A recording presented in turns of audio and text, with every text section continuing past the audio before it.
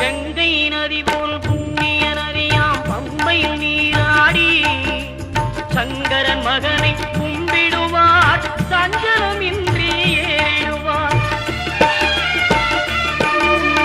நீலிமலை ஏற்றம் சிவபாலனும் ஏற்றிடுவார் காலமெல்லாம் நமக்கே அருள்காவலராயிருப்பார்